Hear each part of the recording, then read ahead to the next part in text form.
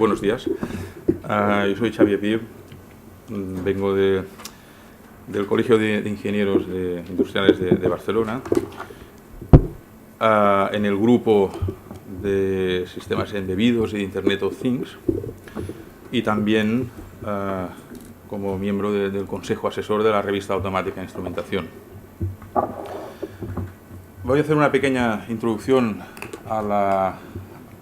de contexto para la primera mesa redonda relacionada con la parte de la industria 4.0 y un poco los antecedentes que tenemos, ¿no? Es decir, hay indicios de que estamos en una revolución industrial y tenemos discursos que provienen de diferentes ámbitos. Fue en 2011 donde empezó, de hecho incluso el término industria 4.0 pues, se dice que se acuñó en 2011 en una edición en un ámbito ferial. Y Jeremy Rifkin publicó el libro La tercera revolución industrial también en la misma época. Jeremy Rifkin hace un planteamiento de que estamos en la tercera en lugar de la cuarta, porque él considera de que las revoluciones industriales en una revolución industrial tiene que coincidir una revolución en el campo de la información y al mismo tiempo una revolución en el campo energético. Entonces, como que todavía estamos consumiendo petróleo, pues todavía no cuenta la actual como cuarta y espera que vengan a renovables o una nueva fuente de energía de nueva generación, ¿no? Tenemos un año después Chris Anderson, editor de la revista Wire y autor del libro Makers, que hace un planteamiento de una revolución industrial basada en la incorporación, es un punto de vista muy norteamericano, que es una visión continua desde el que quiere hacer cosas, que puede partir desde el mundo del aficionado, de la academia o en su casa, ¿no? El mito del taller, ¿no? Y que esto puede evolucionar y convertirse en industria. Entonces, bueno, pues según Anderson se están dando las condiciones de que esta base pues encuentre los medios para crear un salto desde el punto de vista del movimiento maker, ¿no? Tenemos también otro autor como Peter Marsh, que es editor del Financial Times de cuestiones de empresa e industria, y Peter Marsh habla de la quinta revolución, porque él, digamos, en la primera revolución industrial pues la descompone en dos, porque considera que toda la máquina de vapor es la base de la primera revolución industrial, pero él la descompone en la parte del transporte. Dice, bueno, pues la ocurrencia de poner la máquina de vapor en barcos y en trenes pues provocó un cambio a escala global y por esto lo considera como dos etapas suficientemente importantes, ¿no? En la Unión Europea hay varios documentos y como hay el lío de que si es la segunda o la tercera, porque para Chris Anderson pues todavía estamos en la primera, habla de New Industrial Revolution, la nueva revolución industrial, y así pues no hay problema en el orden de la revolución. En 2013 aparece una publicación de la Academia de Ciencia Alemana y también impulsado pues, desde el gobierno alemán, que es el proyecto, la iniciativa Industria 4.0. Entonces, este es un documento, que es un poco un documento de referencia, es el pistoletazo de salida, digamos, oficial, 2 años después de que el término pues, ya se utilizara de boca en boca, y lo que plantea es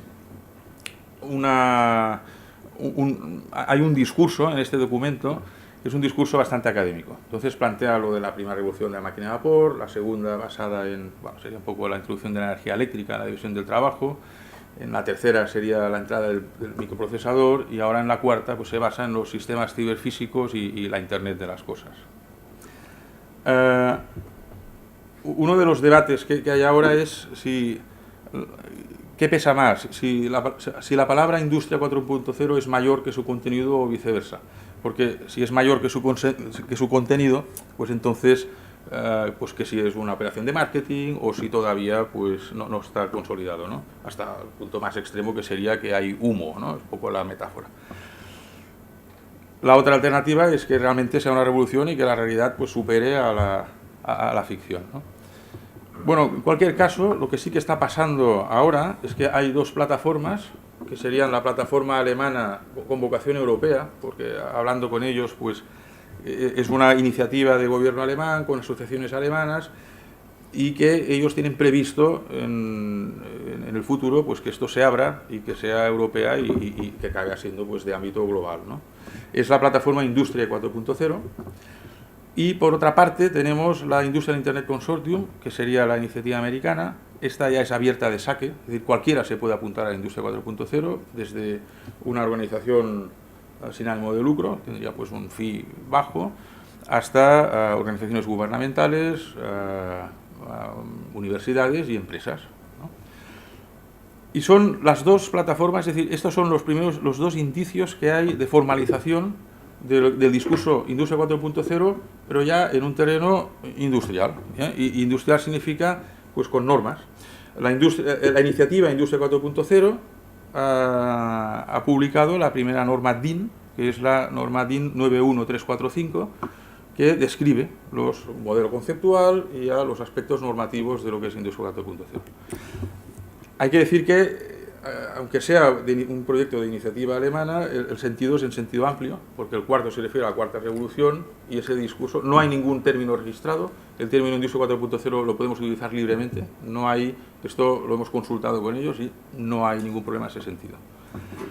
Por otra parte está la Industrial Internet Consortium, la IIC, que lo que hacen es, están basándose en normativa existente, normativas de lo que sería el comité ISA, tanto en arquitectura de empresa como en sistemas de información, toda la parte de ISA de seguridad, etc.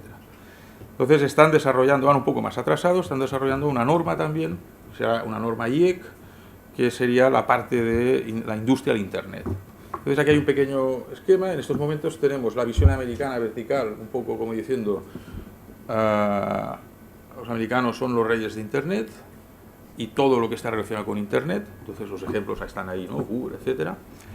Y por otra parte tenemos en el punto del manufacturing una capa horizontal en la que está toda la parte de industria, digamos, la parte física, y que el propio Industria Internet Consortium dice, bueno, nosotros ahí estamos más flojos y vuestro discurso nos encaja perfectamente. Y este sería la foto. Entonces, el nombre de la arquitectura, digamos, europea sería RAMI 4.0, y el nombre de la arquitectura americana se llama IRA, y últimamente pues no hay más que declaraciones conjuntas de armonización de las dos, digamos, plataformas.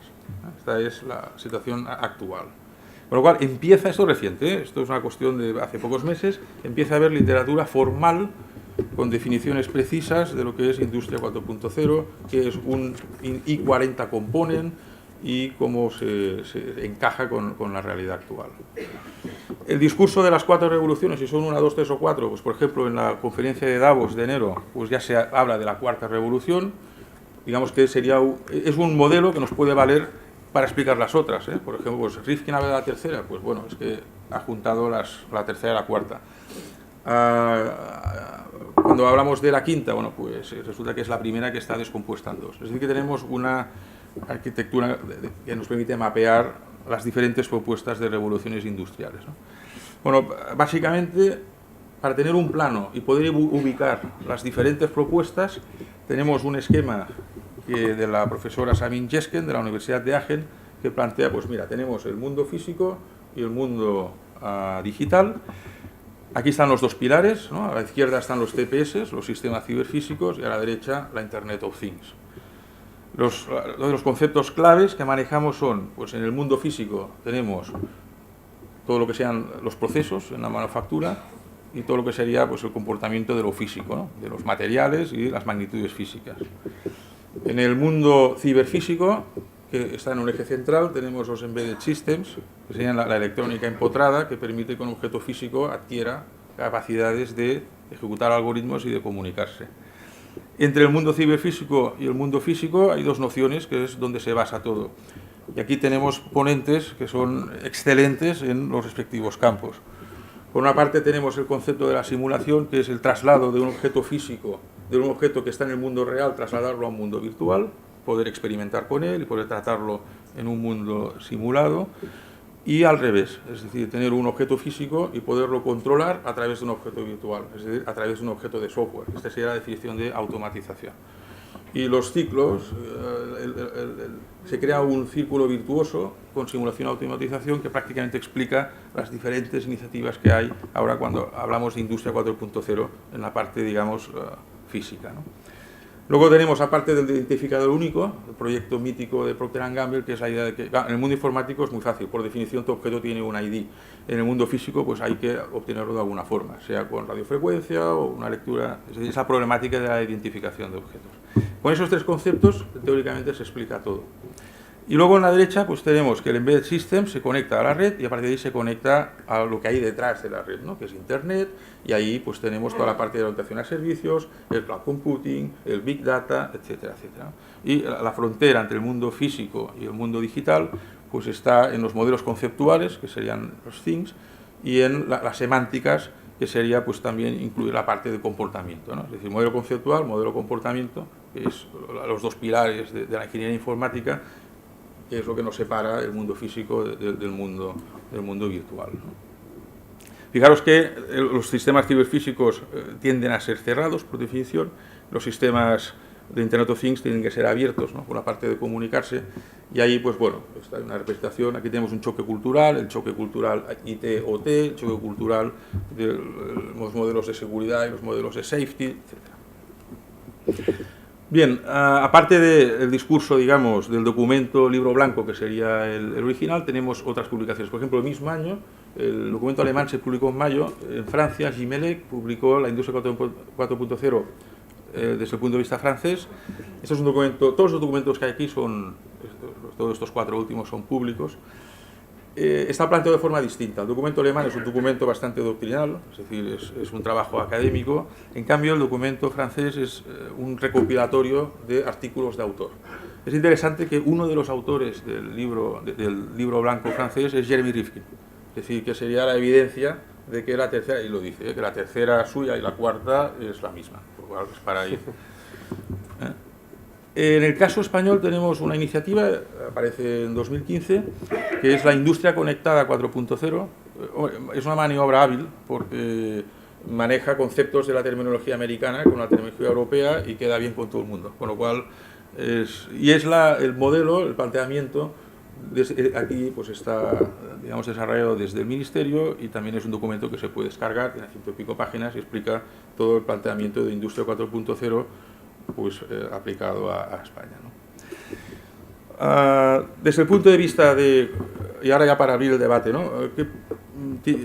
Tenemos un modelo de Industria 4.0, la pregunta de un modelo propio de Industria 4.0.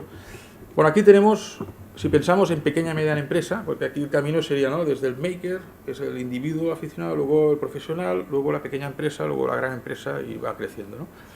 Aquí nos habla, partiendo de los trabajos de Elinor Ostrom, Premio Nobel de Economía en 2009, en el que habla de las bases teóricas de lo que ahora se habla mucho de la economía colaborativa, etc., ¿no?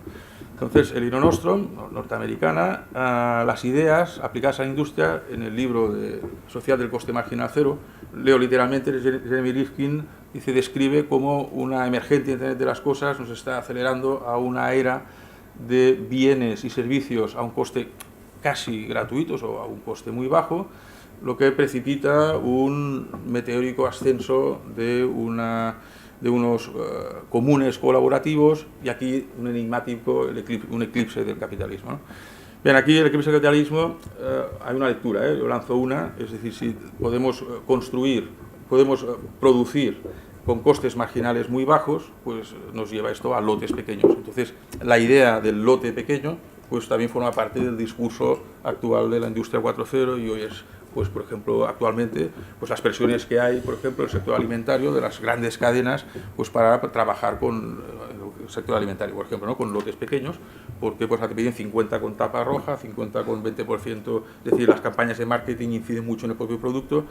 Infraestructuras montadas para series grandes, pues ahora resulta que están sufriendo para adaptarse a series más pequeñas, ¿no? Aquí entra mucho el discurso también de Industria 4.0, ¿no? Bueno, yo paro aquí, ya hemos planteado 4 o 5 ideas, y esto, pues, al menos a mí particularmente me vendrá bien para que luego en el debate pues ya ir situando las diferentes aportaciones. Bien, vamos a pasar a al primer ponente. El ponente es Ramón Rodríguez, director técnico de Plan, y estamos pues ante uno de los actores virtuosos en el campo de la ingeniería virtual y en el campo de la simulación. Es decir, que del círculo virtuoso pues tenemos un player importante. Teníamos un ponente más, a Rafael Ruiz, de Productos 3D. Venía de Madrid y por una incidencia pues de última hora no ha podido asistir y lo lamenta muchísimo. Entonces, en todo caso, pues voy a decir cuatro. Tuvimos ocasión de hablar con él en la sesión de Madrid y aportaba la parte de lo que sería el mundo de la fabricación, de la producción con impresoras 3D. Entonces, en el campo de las impresoras 3D, pues hay, digamos, dos vertientes. Una vertiente más así amateur, pero luego también hay la parte profesional.